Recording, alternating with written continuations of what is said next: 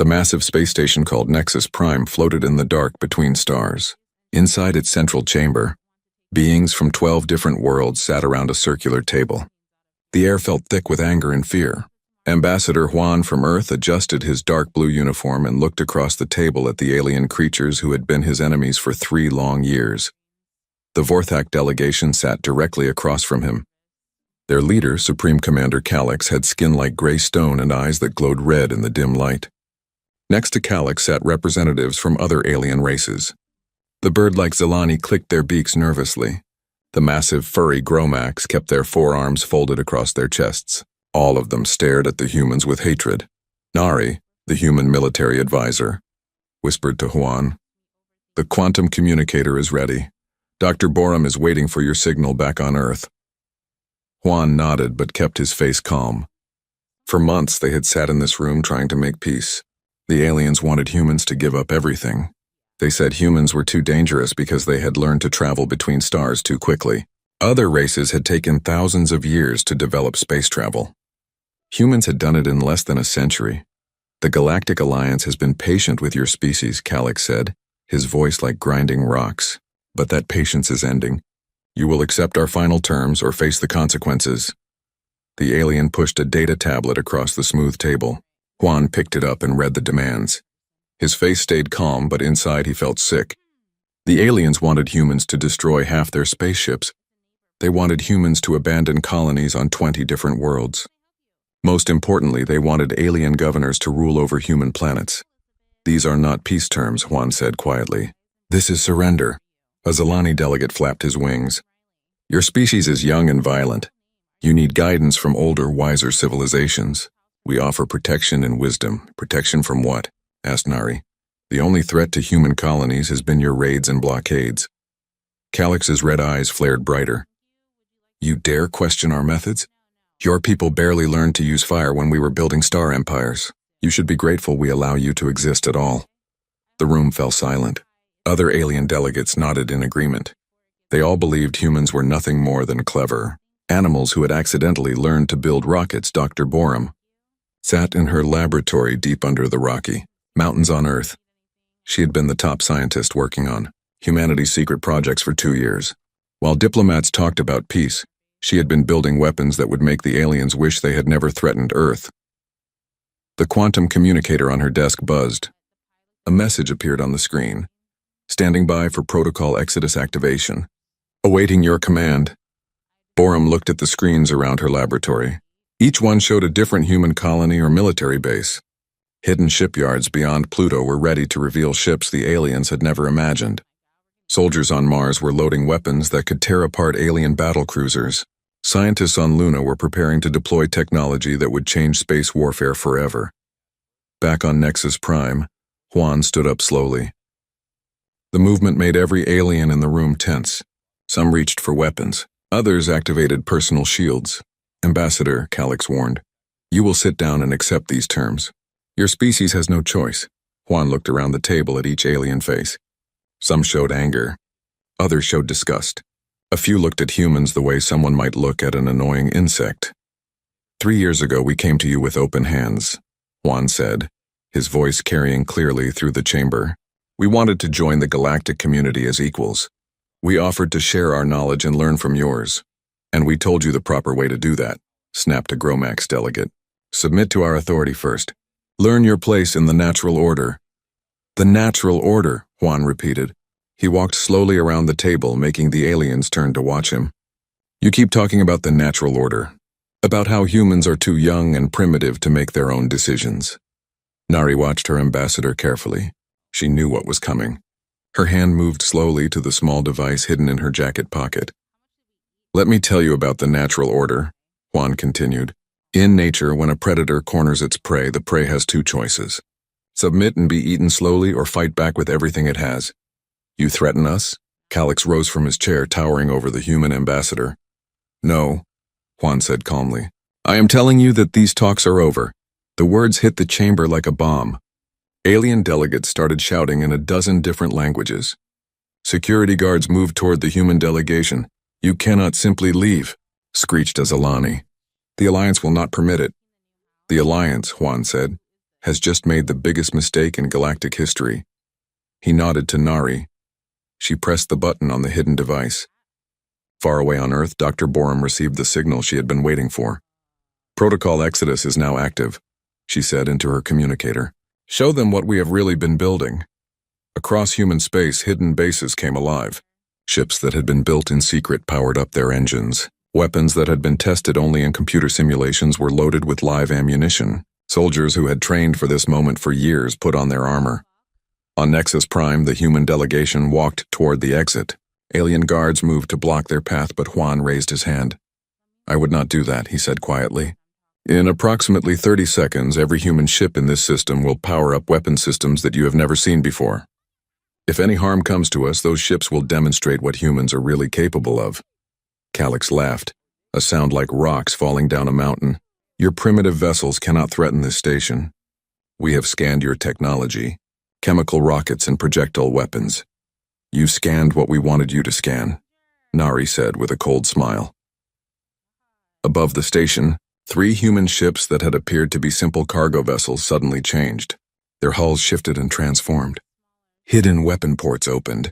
Energy readings that made no sense to alien sensors began building to dangerous levels. The station's defense systems screamed warnings. Every alien ship in the area received alerts about energy signatures they had never encountered before. Juan reached the chamber door and turned back one last time. We came seeking peace between equals. You offered only chains. Remember this moment, because everything that happens next is your choice, not ours. The human delegation left the chamber. Behind them, alien delegates sat in stunned silence as their sensor operators reported impossible readings from the human ships. Dr. Borum watched her screens as reports came in from every human world. The secret was finally out. Humanity was no longer hiding what they had become during 3 years of alien threats and humiliation. The galaxy was about to learn that humans were not the primitive species they appeared to be. They were something much more dangerous than anyone had imagined. Admiral Tejo stood on the bridge of the flagship Indomitable, watching Earth grow smaller in the view screen. The massive ship had been hidden behind Jupiter's moons for 2 years while diplomats played their games. Now it was time to show the galaxy what humans had really been doing while aliens thought they were weak. Admiral, called out Lieutenant Sunho from the communication station, we are receiving Protocol Exodus activation codes from Dr. Borum. Tejo nodded. He had been waiting for this moment since the project began. Around him, his bridge crew worked at stations that looked nothing like the primitive control panels aliens had seen on earlier human ships. These displays showed star charts, weapon systems, and engine readings that would have seemed like magic to the Vorthak Empire. Send the activation codes to all fleet commanders, Tejo ordered. It is time to wake up the sleeping giant. Across the solar system, hidden shipyards beyond Pluto came alive with activity. Massive construction bays opened to reveal ships that had never appeared in any official human fleet records. The vessels were sleek and deadly, powered by engines that bent space itself. Commander Soo-hyun received her orders aboard the strike cruiser Vengeance. She had been chosen to lead the first attack because of her skill in space combat and her cold determination. The target was Kepler Station, a major Vorthak supply hub that supported their raids on human colonies. All ships report ready, Commander, said her tactical officer, Jinwoo. Soo-hyun looked at her crew. These men and women had trained in secret for years, knowing that one day they might have to use weapons and tactics no human had ever used in real combat before. That day had finally come. Jump in 30 seconds, she announced. Remember, the aliens think we are still using chemical rockets and metal bullets. They are about to learn how wrong they are. The strike group consisted of 12 ships. To alien sensors, they would appear to be standard human cruisers with basic shields and conventional weapons. The aliens would expect an easy victory against such primitive vessels. Space twisted around the human ships as their quantum drives activated. Reality folded in on itself, and suddenly the strike group emerged from hyperspace near Kepler Station. The station was enormous, built to service the massive Vorthak battle fleet. 60 alien warships surrounded it, their crews confident that nothing could threaten them in their own territory. When the human ships appeared, the Vorthak commanders actually laughed. 12 primitive vessels against our entire fleet? Captain Zorak of the Vorthak dreadnought destroyer sneered. The humans have lost their minds. All ships attack formation, Soo-hyun ordered calmly. Let them make the first move. The Vorthak fleet moved forward like hungry predators. Their plasma cannons charged up, and their heavy missiles locked onto the human ships. 60 vessels against 12 should have been a massacre. The aliens opened fire first. Hundreds of energy beams and explosive missiles streaked toward the human fleet. Every Vorthak commander expected to see the primitive human ships torn apart instantly. Instead, the energy beams passed harmlessly through empty space. The human ships flickered and seemed to exist in several places at once. The missiles exploded against nothing but vacuum. "What is happening?" shouted Zorak. "Where did they go?" Engineer Dohyun watched from his position on the Vengeance. He had spent 5 years developing the quantum phase technology that allowed human ships to shift slightly out of normal space. Enemy weapons could not hit targets that existed in a different dimension. "Phase shift complete," he reported to Soo-hyun. "We are ready to demonstrate our real firepower."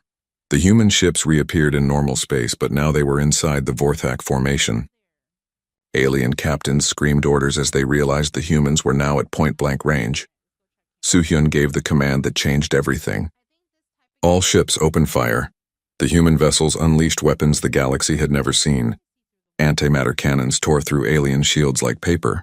Quantum torpedoes phased through armor plating and exploded inside enemy ships. Energy beams powered by micro-black holes cut massive alien dreadnoughts in half. The battle lasted exactly 17 minutes. When it was over, the entire Vorthak fleet was floating debris. Kepler Station, which had seemed so massive and intimidating, was now an expanding cloud of superheated gas. Soo-hyun opened communications on all frequencies, knowing that every alien listening post in the sector would hear her words. "This is Commander Soo-hyun of the Terran Defense Force," she said, her voice calm and cold. "For 3 years, your people have attacked our colonies and demanded our surrender. You said we were too primitive to be a threat. You wanted to see what humans are capable of when you push us too far. Consider this your first lesson." The message spread across alien communication networks faster than light. Within hours, every major alien government knew that the humans had weapons and technology far beyond anything they had imagined. On Earth, Dr. Borum watched the reports from Kepler Station with satisfaction. But the military victory was only part of humanity's plan. She activated another protocol that would change the balance of power in the galaxy forever. "Deploy the Genesis Array," she ordered. Across human space, massive ships that had been disguised as simple colony transports revealed their true purpose. The Genesis Array was humanity's most ambitious project. Instead of spending centuries to terraform new worlds, humans had learned to seed entire planets with Earth life in a matter of weeks. The terraforming ships moved toward barren worlds that aliens had declared off-limits to human expansion, using technology that combined genetic engineering with quantum manipulation of matter. The ships began transforming dead rocks into garden worlds. Captain Yojin commanded the terraforming vessel New Eden as it approached a lifeless planet in the Tau Ceti system. The world had been claimed by the Zelani Federation, but they had done nothing with it for 300 years. "Beginning atmospheric seeding," reported her science officer, Minyoung. "Quantum accelerators are online." The ship released billions of microscopic machines that began breaking down the planet's toxic atmosphere and replacing it with breathable air. Seeds and genetic templates from thousands of Earth species were scattered across the surface. Within days, the first plants began growing. Within weeks, the planet would be ready for human colonists. "If the galaxy will not let us live in peace," Yojin said as she watched the dead world come alive, "then we will make our own galaxy." The news of Kepler Station and the Genesis Array reached the Galactic Council within hours. Emergency sessions were called on every major alien world. The comfortable belief that humans were primitive and harmless had been shattered forever. Supreme Commander Kallik stood before the Vorthak High Command, trying to explain how an entire battle fleet had been destroyed by 12 human ships. "They have been hiding their true capabilities," he admitted. "Everything we thought we knew about human technology was wrong." "How is that possible?" demanded General Vorthak. "Our spies have observed their colonies for years." "They showed us what they wanted us to see," Kalix replied. "While we were watching their primitive settlements, they were building weapons in secret. Across alien space, military leaders who had dismissed humans as no threat began frantically upgrading their defenses, but they were already too late. Humanity had revealed only a small part of what they had been building during 3 years of peace talks. Admiral Taiho received reports from strike groups across the galaxy. Every attack had been successful. Alien supply bases were destroyed. Trade routes were cut. Most importantly, the myth of alien superiority had been broken forever. "Sir," reported his communications officer, "we are receiving surrender requests from 7 minor alien governments." Taiho smiled grimly. "Tell them that the time for surrender has not yet come." "We tried peace and were offered chains. Now we will show them what happens when you threaten humanity." The sleeping giant had awakened and the galaxy would never be the same. The emergency council meeting on the Vorthak homeworld brought together the most powerful military leaders in the galaxy. General Morok slammed his massive fist on the table, making the holographic displays flicker. "Enough of this panic," he growled. "So the humans destroyed one supply station. They caught us by surprise with some new tricks. That will not happen again." Around the table, representatives from 7 alien species nodded in agreement. The Gromax defense minister showed his teeth in what passed for a smile among his people. "Our combined fleets number in the thousands. Even with their new weapons, the humans have less than 200 ships." Supreme Commander Calix was not so confident. He had seen the sensor readings from Kepler Station. The human weapons were unlike anything in the galactic databases. But his voice from the other military leaders was clear. "They wanted overwhelming force. Very well," he said finally. "We deploy Battle Group Omega to the Arcturus system. 300 ships from our finest fleets. If the humans want a real war, we will give them one they cannot win." The massive alien fleet began gathering at the edge of Vorthak space. Dreadnoughts the size of cities floated next to sleek Zilani battlecruisers. Gromax assault ships bristled with heavy weapons. Every alien government contributed their most powerful vessels to the force. Captain G1 stood on the bridge of the experimental dreadnought Defiance, watching the enemy fleet through long-range sensors. Her ship was one of only 12 human vessels in the Arcturus system, facing an armada 30 times their size. "Area, give me a full analysis of their formation," she said to the ship's artificial intelligence. The AI's voice came from speakers around the bridge, synthesized from the neural patterns of the brilliant scientist Yuna. "Captain, they are using standard pack hunter tactics. They expect to overwhelm us with superior numbers. And they still think we are using primitive technology," added Lieutenant Hyunwoo from the tactical station. "Our sensor readings show they have not upgraded their shields or weapons since the Kepler Station incident." Ji-won nodded. The aliens were making the same mistake they had been making for 3 years. They saw what they expected to see, not what was really there. On Earth, Dr. Minji worked frantically in her secret laboratory beneath the Pacific Ocean. She had been the lead scientist on humanity's dimensional research project. While aliens built bigger guns and thicker armor, humans had been learning to step outside reality itself. "The phase variance generators are online," she reported to Admiral Taiho via quantum communication. "Captain Ji-won's fleet can now shift between multiple dimensions at will. The aliens will be shooting at ghosts." President Jae-hoon sat in the underground command center in Seoul, watching the tactical displays that showed the approaching alien fleet. His advisors were nervous, but he remained calm.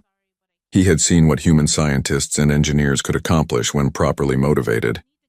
"Mr. President," said Defense Secretary Chanwoo, "the alien fleet will reach Arcturus in 6 hours. Are you certain we should not retreat?" "Retreat?" Jae-hoon smiled coldly. "We spent 3 years trying to make peace with these creatures. They responded with ultimatums and threats. Now they send 300 ships to crush 12 of ours. Let them come. It is time the galaxy learned what humans do to bullies." The alien fleet dropped out of hyperspace at the edge of the Arcturus system like a metal storm. 300 massive warships spread out in perfect battle formation. Their weapons powered up, and their shields reached maximum strength. Admiral Gorvak of the Zilani Federation commanded the operation from his flagship. Through the bridge windows, he could see the few human ships waiting near the system's 4th planet. They looked tiny compared to his armada. "This will be over quickly," he told his staff officers. "The humans have nowhere to run and they are hopelessly outnumbered." The alien fleet moved forward like a tidal wave of metal and energy. Every ship had orders to show no mercy. Humanity had dared to challenge the established order of the galaxy, and they would be crushed as an example to other young species. Captain Ji-won watched the alien formation approach. Her bridge crew was calm and focused. They had trained for this moment for years, running simulations and practicing maneuvers that existed only in theory until now. "All ships, Prepare for dimensional phase, she ordered. Let them get close enough to taste victory. The alien fleet opened fire when they reached optimal range. Thousands of energy beams and plasma bolts streaked across space toward the human ships. Every alien commander expected to see the primitive human vessels vaporized instantly. Instead, the energy beams passed through empty space. The human ships flickered like mirages and seemed to exist in multiple places at once. The alien weapons hit nothing but vacuum. "What is happening?" shouted Admiral Gorvak. "Where are they?" "Sir," reported his sensor officer. "The human ships appear to be phasing in and out of normal space. Our targeting systems cannot lock onto them." Dr. Minji watched the battle from her laboratory. The dimensional generators she had spent years perfecting were working exactly as designed. The human ships could shift between different layers of reality, making them impossible to hit with conventional weapons. "Phase shift complete," reported Arya from the Defiance. "All ships are now operating in dimensional flux. Enemy weapons cannot reach us." Ji-won smiled as she watched the confusion in the alien fleet. 300 ships were firing desperately at targets that existed just outside their reality. "All ships, return to normal space and show them what we have been building," she ordered. The human vessels reappeared in normal space, but now they were scattered throughout the alien formation. Instead of 12 ships facing 300, there were now 12 ships inside the enemy fleet with clear shots at alien command vessels.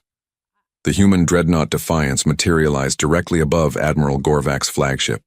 The alien commander looked up through his bridge windows and saw weapons that had never existed in any galactic database. "Impossible," he whispered. "How did they get past our sensors?" Ji-won gave the command that ended the battle before it truly began. "All ships engage enemy command vessels. Maximum firepower." The human weapons fired in perfect synchronization. Antimatter cannons that drew power from controlled black holes tore through alien shields. Quantum torpedoes phased through armor and exploded inside enemy ships. Energy beams that existed in multiple dimensions carved massive alien dreadnoughts into pieces. The alien fleet tried to regroup, but their command structure was already shattered. Ship after ship exploded or went dark as human weapons found their targets. Within minutes, the organized battle formation became a chaotic mess of burning wreckage. "Admiral Gorvak's flagship is destroyed," reported Hyunwoo. "The Gromax battle group is requesting permission to surrender." "Denied," Ji-won said coldly. "They came here to destroy us completely. Now they can face the same fate they planned for humanity." The battle continued for 2 hours, but the outcome was never in doubt. Human ships moved through the alien fleet like deadly phantoms, striking from impossible angles and vanishing before return fire could reach them. 300 alien vessels were reduced to floating debris and distress beacons. When the last alien ship went dark, Captain Ji-won opened communications on all military frequencies.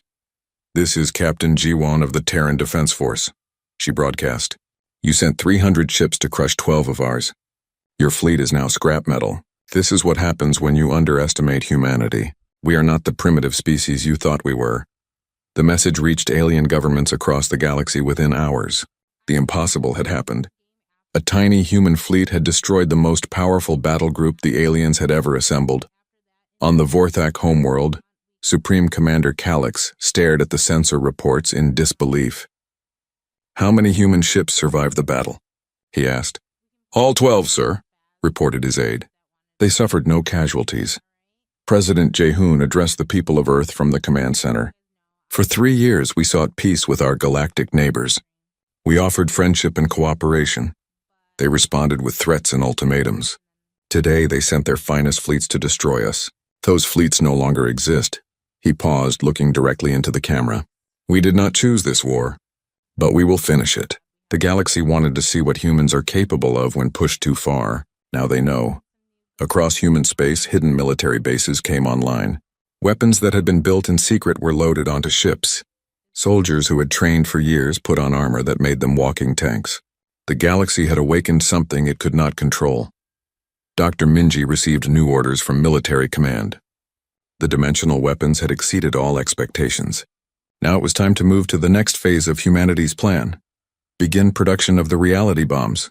She told her research team, "If the aliens want to see advanced human technology, we will show them weapons that can rewrite the laws of physics themselves." Supreme Chancellor Raxith of the Zalani Federation paced nervously in his private chambers. The reports from Arcturus had shaken every alien government to their core. 300 of their finest ships destroyed by 12 human vessels without a single human casualty. It was impossible, yet it had happened. Chancellor, his aide Kestra announced, "You have an urgent communication from the Gromax Defense Council and the Vorthak High Command."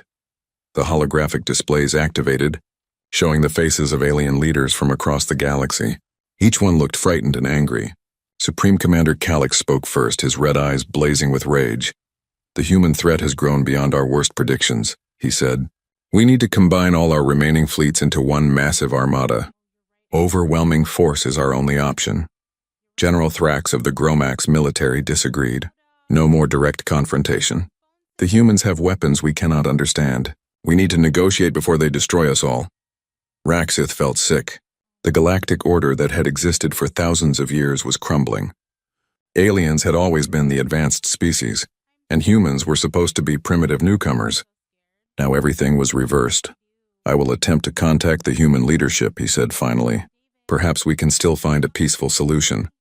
On Earth, Admiral Taiho had been promoted to Fleet Marshal and now commanded humanity's entire military force. He stood in the war room beneath New Tokyo, watching holographic displays that showed human forces advancing across the galaxy. "Marshal," reported General Soyoung, "Colonel Wanho's Terra Guard has successfully liberated the Kepler colony. The Vorthak garrison surrendered without a fight." Taiho nodded. The Terra Guard were humanity's answer to alien super soldiers. Each man and woman had been genetically enhanced and equipped with powered armor that made them nearly invincible in ground combat. Colonel Wanho stood 7 feet tall in his battlesuit, which hummed with energy weapons and defensive fields. He had led his soldiers through 6 liberation missions, freeing human colonies that had been occupied by alien forces. Each victory added alien prisoners and captured technology to humanity's growing arsenal. "The colonists are requesting permission to join our military forces," Wanho reported via quantum communication. 3 years of alien occupation has made them eager for revenge. "Approved," Taiho replied. "We need every able-bodied human for what comes next." The most shocking discovery had come from an ancient dig site on Kepler 442b. Xenoarchaeologist Hijin had been studying ruins that predated any known galactic civilization. What she found changed everything humans thought they knew about their own species. "Marshal Taiho," she reported from the dig site, "I have confirmed the genetic markers. Humans are not originally from Earth. We are the descendants of a precursor race that once ruled this entire galaxy." The implications were staggering. The ancient ruins contained genetic laboratories and star charts that matched human DNA perfectly. Humanity was not a young species that had accidentally learned space travel. They were the heirs of the galaxy's former masters. The current alien species destroyed our ancestors approximately 50,000 years ago, Yejin continued. They thought they had wiped us out completely. The humans who survived on Earth were refugees who had their memories erased. AI coordinator Minhwan worked in a secret facility on Mars, integrating captured alien artificial intelligences into humanity's growing computer network. Each alien AI that was captured added to human knowledge of enemy, tactics, and technology. "We can now predict alien fleet movements up to 5 days in advance," he reported to Fleet Marshal Taiho. "Their AIs are advanced, but they think in predictable patterns. Human intuition combined with alien processing power gives us an enormous advantage." The war had become less a conflict between equals and more a systematic dismantling of alien civilization. Human forces moved from system to system with mechanical precision. Each victory added more ships, more technology, and more alien prisoners to humanity's cause. On the occupied world of Vega Prime, the Human Liberation Force arrived to find the alien garrison already evacuating. Commander Yunhee led the first wave of dropships down to the planet's surface. "The Gromax forces are retreating without firing a shot," she reported. "The colonists are celebrating in the streets, but not all aliens were ready to surrender." Deep in Vorthak space, a secret military council was planning humanity's destruction using weapons that violated every galactic treaty. "The humans have shown they are immune to conventional warfare," declared General Zorvak. "We must use planet-killer weapons, destroy Earth itself, and cut off the head of this human rebellion." Supreme Commander Calix considered the proposal. Using such weapons would make the Vorthak Empire as hated as they claimed humans to be. But the alternative was complete defeat. Prepare the quantum destroyers, he ordered finally. If we cannot defeat them with honor, we will defeat them with overwhelming force. The decision was a mistake that would cost the Vorthak Empire everything they had. Built over thousands of years, Dr. Boram detected the alien weapon preparations from her monitoring station on Luna. Quantum destroyers were theoretical weapons that could unmake entire star systems by destabilizing the fabric of space itself. Fleet Marshal, she reported to Taiho. The Vorthak Empire is preparing to use planet-killer weapons against Earth. We have approximately 72 hours before they are ready to fire. Taiho's face showed no emotion, but everyone in the war room could feel his cold anger. They want to destroy our homeworld and kill billions of innocent humans. Very well. It is time to show them what we have learned from studying their own history. He activated the emergency command protocols. All fleet commanders, this is Marshal Taiho. Operation Starfall is now active. Deploy the reality bombs. The reality bombs were humanity's ultimate weapon, based on the technology found in the ancient precursor ruins. They did not just destroy matter and energy. They rewrote the basic laws of physics in a localized area, making it impossible for normal matter to exist. Captain Minjae commanded the stealth ship Nightmare as it approached the secret Vorthak weapons facility. Her ship was invisible to all known sensors, using technology that existed partially outside normal space. Target confirmed, she reported. The quantum destroyer is charging its primary weapon, deploying reality bomb in 30 seconds. The weapon that emerged from her ship looked like a small metal sphere. It contained the compressed essence of entropy itself, held in check by quantum field generators that would fail in exactly 10 minutes. General Zorvak watched from his command bunker as the quantum destroyer reached full power. The weapon was aimed directly at Earth's solar system. With one shot, he could destroy humanity's homeworld and everything within 50 light years. Fire the weapon, he commanded. At that exact moment, the reality bomb detonated. The quantum destroyer simply ceased to exist, along with the space station that housed it and the entire star system around it. Where there had been planets, stars, and alien warships, there was now only empty void that hurt to look at directly. The message was clear to every alien government. Humanity now possessed weapons that could erase matter from existence itself. Supreme Chancellor Raxith received the sensor readings and immediately opened communication channels to Earth.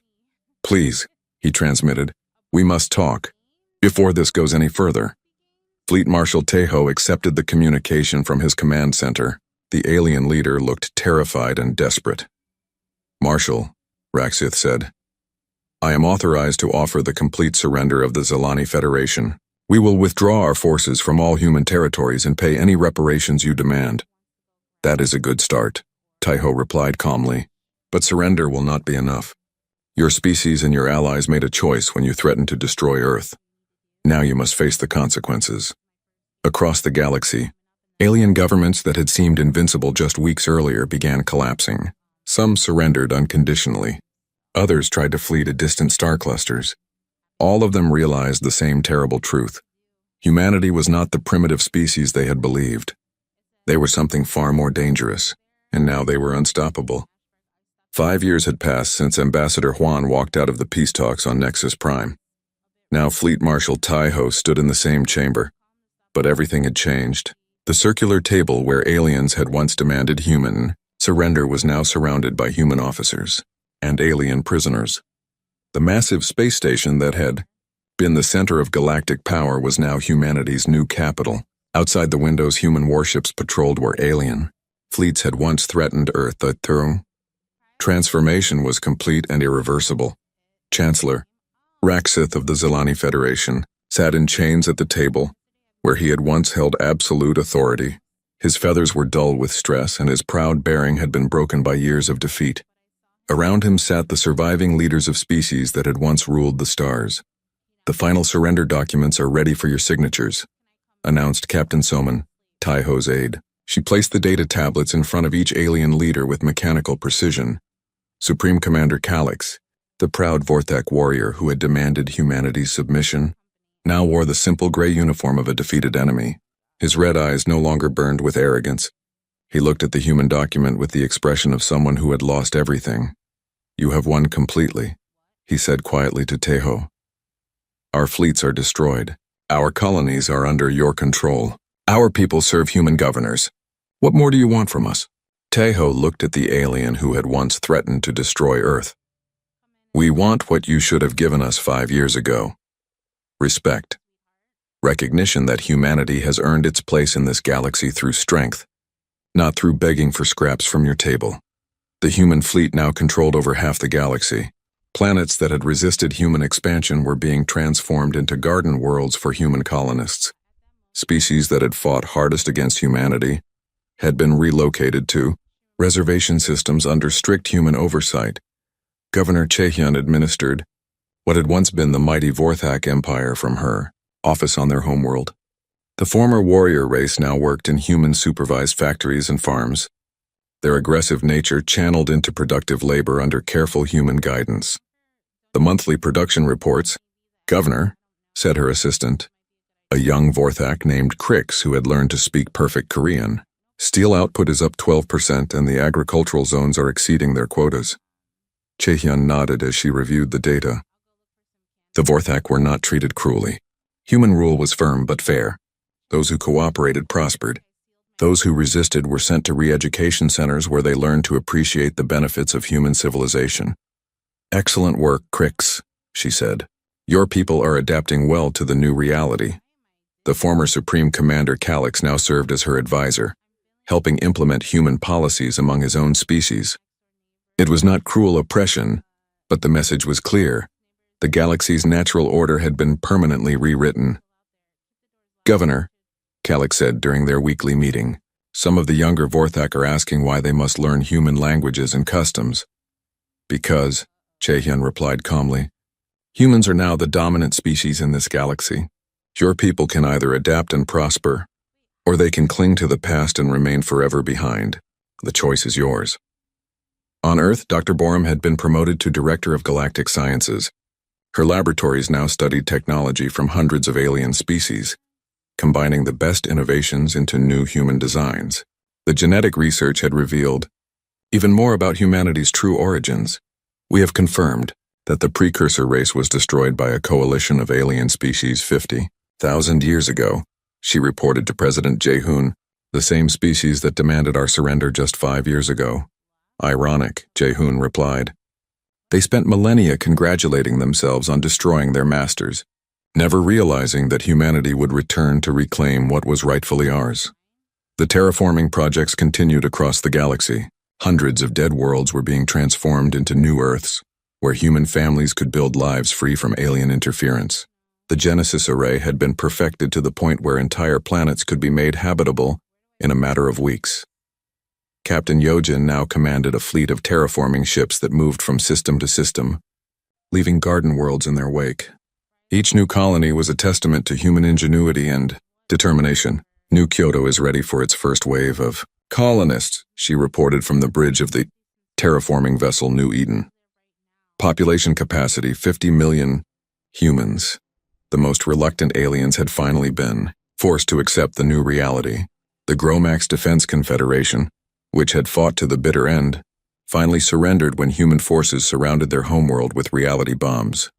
General Thrax, the Gromax leader who had once called humans clever animals, now bowed deeply when Governor Young-ho entered the room. Human control over the former Gromax territories was absolute and unquestionable. Your monthly tribute of raw materials and manufactured goods, Thrax said, offering the datapad with trembling hands. Everything is exactly as you specified. Young-ho accepted the tribute with the casual indifference of someone who had grown accustomed to absolute power. Your people are learning their place in the new order. Perhaps in a generation or two, you will understand why resistance was futile. The final ceremony took place in the Great Chamber of Nexus Prime. Ambassador Huan, now Director of Galactic Affairs, watched as the last holdout species formally surrendered to human authority. The Crystalline Collective submits to human governance, announced their representative, a being of living mineral who sparkled with inner light. We request only that our people be treated with the mercy you have shown to other defeated species. Juan smiled as he accepted the surrender. 5 years earlier, He had walked out of this same room as the representative of a species the aliens considered primitive and worthless. Now he sat at the center of galactic power, accepting the submission of creatures who had once looked down on humanity. "Your request is granted," he said formally. "Humanity does not rule through fear and cruelty. We offer protection, guidance, and prosperity to those who accept the new reality." Fleet Marshal Taiho received the final reports from across human space. Every major alien government had either surrendered or been destroyed. The few species that remained independent were too small and insignificant to pose any threat. "Sir," reported Admiral Kyungmi, "the last Vorthak resistance cell has been eliminated. The galaxy is now completely under human control." Taiho nodded with satisfaction. "Send word to all colonial governments. "The war is officially over. We have won everything." In his private office, Dr. Borum worked on her final report about humanity's rise to galactic dominance. She wanted future generations to understand how completely the balance of power had shifted. 5 years ago, she wrote, alien species controlled 98% of the galaxy and viewed humans as an insignificant threat. Today, humans control 75% of all inhabited systems, with the remaining 25% under human protection or oversight. She paused in her writing to look at the star charts on her wall. Red markers showed human colonies. Blue markers showed worlds under human administration. Green markers showed alien reservation systems. The galaxy had been completely transformed. The aliens made a simple mistake, she continued writing. They saw humanity as they wanted us to be, not as we actually were. They believed their own propaganda about human primitiveness until it was too late to recognize the truth. Ambassador Juan sat in his old chair at the negotiation table, now reviewing surrender documents instead of peace treaties. The alien delegates who had once sneered at human weakness now waited respectfully for his approval of their requests. "We asked them to treat us as equals," he said to Captain Soman, who stood beside his chair. "They chose to treat us as threats, so we became something they never expected." "And what was that, sir?" Soman asked. Juan looked around the chamber where the old galactic order had died and the human age had begun. "We became their new rulers. Perhaps the next species to reach for the stars will remember this lesson and choose cooperation over domination." The galaxy that had once trembled at human weakness now lived under human protection. It was not the future anyone had imagined 5 years earlier, but it was the future the aliens had created through their own arrogance and short-sightedness. Humanity had offered peace and been given ultimatums. They had offered friendship and been threatened with extinction. Now they offered governance and received grateful submission from species that had finally learned the price of underestimating human determination. The stars themselves seemed to shine brighter, as if celebrating the dawn of the human age.